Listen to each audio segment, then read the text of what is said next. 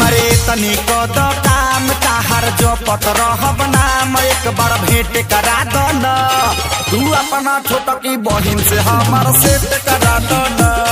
तू अपना छोटा की बहिन से हमार सेट करा दो न।